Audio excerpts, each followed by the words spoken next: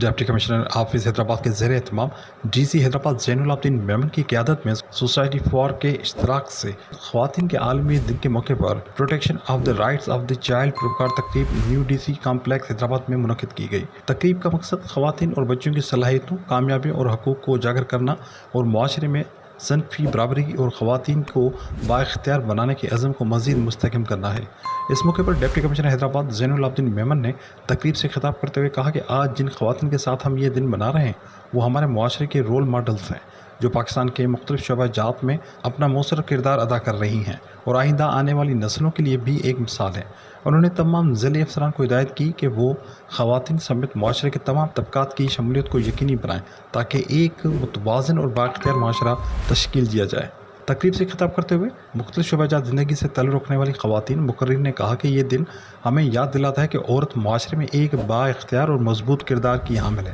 جو ماں، بہن اور بیوی ہونے کے ساتھ ساتھ معاشرتی و پیشہ ورانہ میدانوں میں بھی نمایاں خدمات انجام دے رہی ہیں۔ ان کا مزید کہنا تھا کہ آج خواتین پولیس سمیت دیگر مشکل اور چیلنجز شعبہ جات میں بھی اپنی قابلیت اور صلاحیتوں کا لوہا منوا رہی ہیں۔ مقررین خواتین نے اپنی کامیابی کے متعلق بھی شرکاء سے شیئر کی اور بتایا کہ سرکاری و نجی اداروں میں خدمات انجام دینے والی خواتین نے مشکل حالات، ہراسانی کے مسائل اور دیگر رکاوٹوں کے باوجود ثابت قدمی اور حوصلے کے ساتھ اپنے مقاصد حاصل کیے۔